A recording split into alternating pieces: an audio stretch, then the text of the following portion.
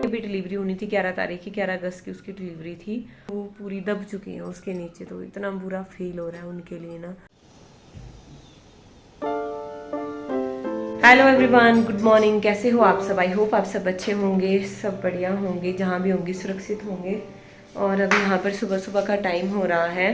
इससे पहले मैंने एक ब्लॉग को ख़त्म किया और अभी मैंने कॉल वगैरह की और दूसरा ब्लॉग मैंने स्टार्ट कर दिया। अभी बहुत मतलब मैं बता नहीं सकती, मैं बहुत ज़्यादा सैड फील कर रही हूँ अभी।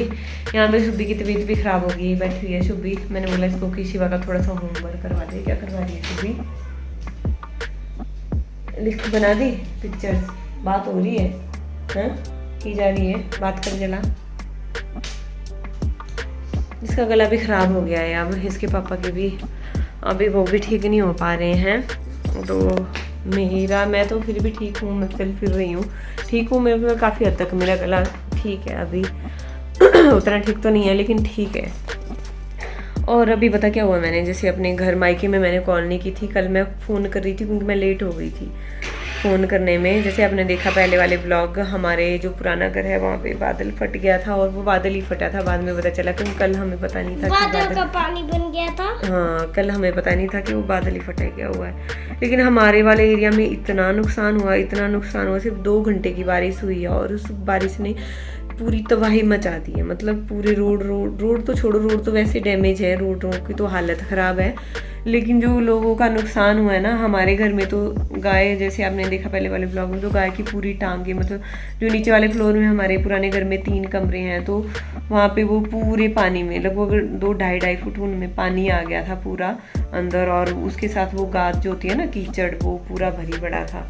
तो उसको साफ़ करने में मम्मी जी और भी गई निकल, क्योंकि हम तो यहाँ पे हैं अभी शिमला डिस्ट्रिक्ट, शिमला में जूरी में। तो हम तो घर गए नहीं हैं। तो उन्होंने पूरा वो मतलब हालत ख़राब हो गई थी पूरी। उन्होंने गाय का भी पूरा खाली किया। उन्होंने कल शाम को उन्होंने गाय के लिए व्यवस्था की थी बैठने की, जैसे ही थोड़ी देर बारिश कम हुई थी। और अभी फिर मैंने अपने मायके को फ़ोन किया था। कल तो किसी ने फ़ोन उठाया नहीं, लेकिन अभी मैंने फ़ोन किया था तो अभी वहाँ से पता चला कि वहाँ पे मेरे मायके वाली तरफ ऊपर जैसे एक घर है, उन्होंने नया घर ही बनाया था और वहाँ पे काऊ सेट वगैरह भी उन्होंने बनाया था। तो वहाँ पे उनके बहुत ज़्यादा नुकसान हुआ है। बस उनकी तरह दुख फील हो रहा है ना उनका कि घर जैसे उन्होंने बनाया था तो उसके साइड में एक काऊ सेड था। तो वो काऊ सेड उनके वहाँ पे एक काऊ थी जो प्रेग्नेंट थी।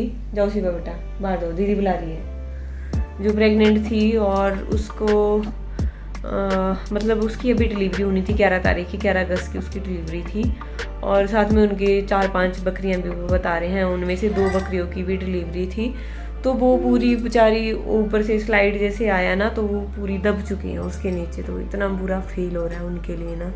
बोलते जो मालिक हैं उस घर के, वो बोल रही थी कि मेरी आंखों के सामने वो उन्होंने एक जो गाय का बच्चा है उसको रगड़ के जैसे तैसे निकाला बाहर, और उतने को गाय का रस्सा जैसे वो निकाल रहे थे, कुछ ऐसा मुझे पता चला है। तो उतने को उनका पूरा जो मतलब पूरा ऊपर से वो स्लाइड हो गया और उन्होंने अपनी आंखों के सामने देखा। वो गाय बोलते इतनी थोड़ी देर तो इतनी वो बोली, क्योंकि यार उन पता होता क्या है, मतलब अपने बच्चों की तरह पाला होता है किसी ने भी। जैसे घर में होते हैं तो वो हमारे घर के सदस्य ही होते हैं, उनका बहुत लगाव होता हो जाता है उनके साथ। तो वो पूरे बेचारे दब चुके हैं, अभी तक उनको निकाला नहीं। पूरी वो जो उसका काऊ सेट का छत था ना, वो उड़ के कहीं और पहुंच गया है और बाकी जो जितना भी मलबा ऊपर से आया वो पूरा उनको दबा चुका है नीचे। तो जिंदा तो वो नहीं होंगी, इतना तो पका है। लगा 7 बजे के आसपास इतनी बारिश हुई है, इतनी बारिश हुई है। मम्मी बता रही थी कि बारिश इतनी हुई है जैसे नलका नहीं छोड़ते फुल प्रेशर में, उस तरह से बारिश का पानी आ रहा था ऊपर से। मतलब सब जगह जगह फंसे हुए थे, जो भी घर की तरफ ही आ रहा था वो भी कहीं फंसे हुए थे, बीच में वो भी नहीं। और वो हमारे वाले एरिया में ही ज़्यादा बारिश हुई है, जहाँ पे हमारा एरिया है मायका ससुराल, वहाँ पे ज़्यादा नुकसान हुआ है। स्लाइड तो इतने हुए हैं घर में, जैसे हमारे क्लाउड बर्स्ट हो गया है। तो इतना नुकसान हुआ है भी हद है।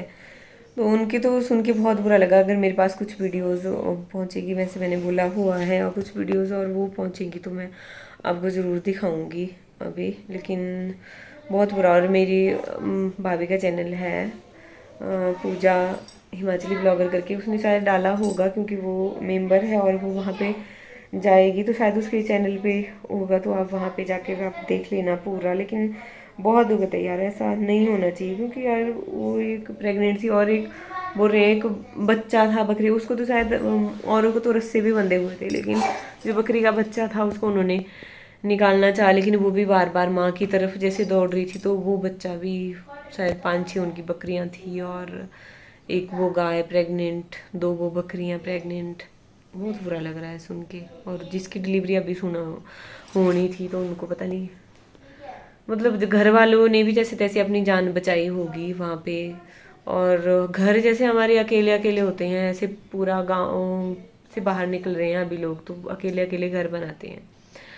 तो वहाँ पे घर भी अकेला था और घर में शायद 5-7 सदस्य भी होंगे, तो उन्होंने एक बछड़ी को तो निकाल लिया जैसे तैसे, एक बछड़ी को बचा पाए हैं, बाकी उनके पूरे जो मवेशी थे वो पूरे वो दब चुके हैं। तो अभी भी 2 दिन का अलर्ट है, पता नहीं क्या होगा। अभी मेरे को कुछ क्लिप्स वगैरह भेजे क्या होंगे, भेजे तो हैं कुछ, मेरे भाई ने फ़ोटोज़ वगैरह भी भेजे हैं, वो भी मैं दिखाऊंगी। अभी मेरी मायके की तरफ भी क्या नुकसान हुआ वो भी आप देख लीजिए।